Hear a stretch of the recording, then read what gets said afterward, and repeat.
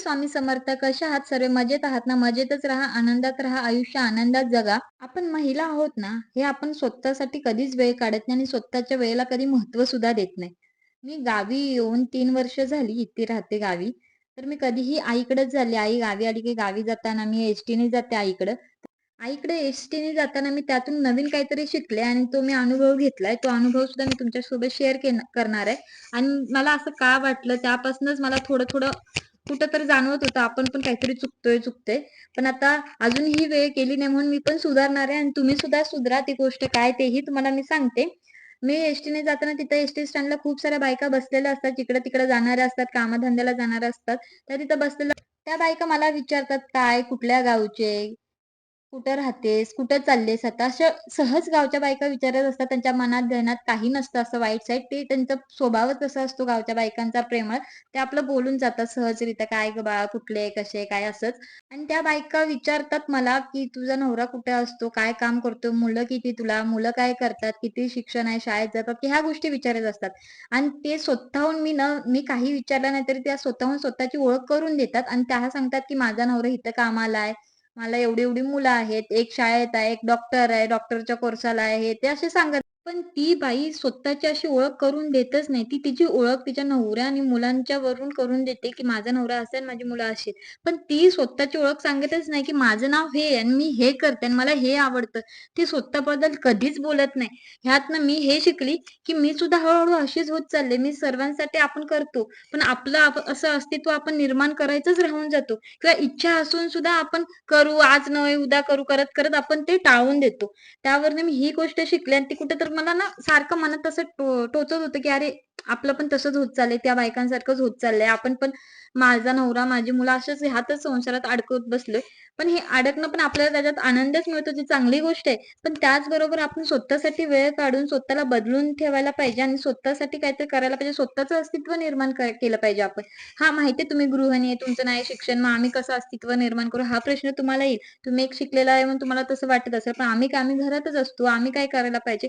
पण तुम्ही गृहिणी असल्या तरी घरातच आहात ना, पण घरात पण तुम्हाला चांगल्या कला येत असतील, काय शिवणकाम येत असेल किंवा तुम्ही स्वयंपाक चांगला बनवत असेल, त्यामध्ये तुम्ही तुमचा छंद जोपासा. तुमच्यासाठी वेळ काढा, काहीतरी करा. पण स्वतःसाठी जगा, स्वतःचं अस्तित्व निर्माण करा. आपण आयुष्यभर आपल्या घरातल्या माणसांसाठी करतो, घरातल्या सुखासाठी करतो, समाधानासाठी करतो. सर्वांच्या इच्छा पूर्ण करायचा प्रयत्न करतो. पण आपली इच्छा कुठेतरी आपण दाबून ठेवत असतो, की "अरे जाऊ दे, मी माझं काय, हे सर्व खुश आहेत ना, हे सर्व खुश आहेत." ते खुश आहेत, पण तुम्ही कितीही केलं तरी ते कुठं ना कुठं कमी पडणार आणि कधी ना कधी बोल लावणारच. "तू असंच केलं, तसंच केलं."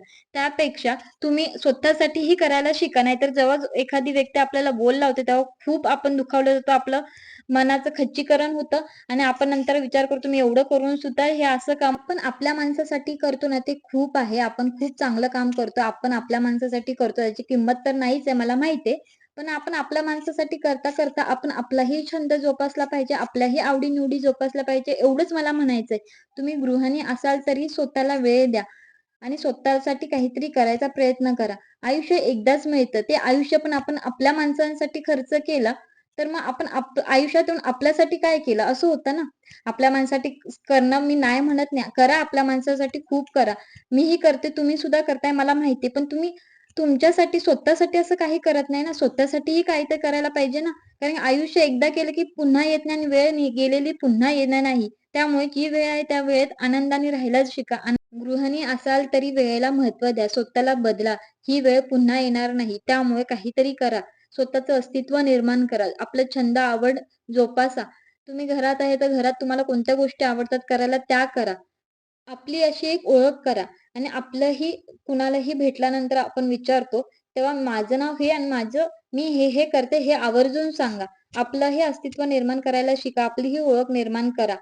मी खूप वेळा असं पाहिलंय सुद्धा आणि असं ऐकलंय सुद्धा, की एकदा 30 आणि 40शी ओलांडल्यानंतर बायकांना रिग्रेट होतं, की मी यार काही तर करायला पाहिजे होतं. आता मी काय करू? आता आधीपासून थोडंफार केलं असतं तर आता मी काहीतरी केलं असतं. आता काय घरातच आहे. असं खूप बायकांना असं जाणवलंय. मी हे बघितलंय जवळून सुद्धा.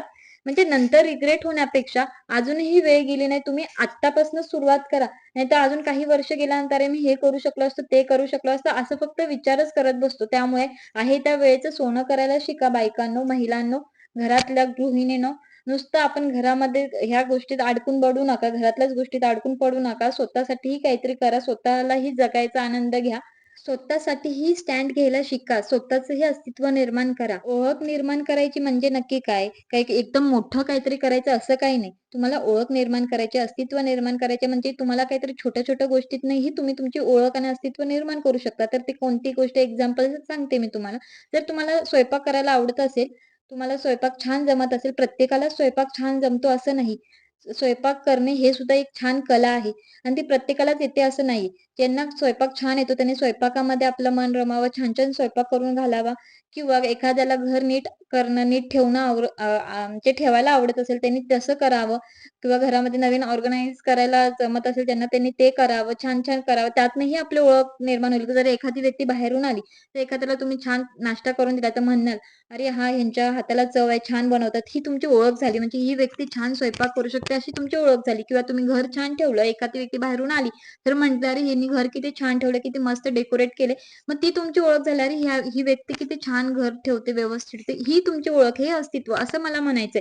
म्हणजे अस्तित्व आणि ओळख निर्माण करायची म्हणजे काहीतरी मोठं करायचं असं काही नाही. तुम्ही तुमच्या छोट्या गोष्टीतनीही तुमची ओळख निर्माण करू शकता हे मला तुम्हाला सांगायचंय. ह्या जगात अशी कोणतीच व्यक्ती नाही जिला स्वतःची आवड नाही. असं असूच शकत नाही, की तिला स्वतःची आवड अशी नाही. आपल्याला खूप जबाबदारी असतात, खूप कामं असतात. तरीही आपण एखादी गोष्ट केली, की आपल्याला त्यातनं आनंद मिळतो. मग ती गृहिणी असो किंवा बाहेर जाऊन काम करणारी महिला असो. पण आपण काहीतरी केलं, की आपल्याला त्यात समाधान मिळतं, आनंद मिळतो. म्हणून प्रत्येक स्त्रीने अंतर्मनात आपल्या डोकावून पाहिलं पाहिजे, की आपला आनंद कशात आहे? आपला छंद काय? आपण काय करायला पाहिजे? कसं जोपासलं पाहिजे आपल्या आवडी ध्येय ठरलेलं असेल तर पायी चालणाराही पोचतो. उद्दिष्ट ठरलेलं नसेल तर चारचाकीवालाही भरकटतो. कुणालाही कमी लेखनाचा करू नका अट्टहास. प्रत्येकात असतं काहीतरी खास. ते खास शोधण्याचा प्रयत्न करा, की आपल्यात काय खास आहे आणि व्हिडिओ आवडल्यास लाईक, शेअर, सबस्क्राईब करायला विसरू नका आणि कमेंटही नक्की करा, की आजचा ब्लॉग कसा वाटला, की तुमच्या कमेंटमुळे मी मोटिवेट होते.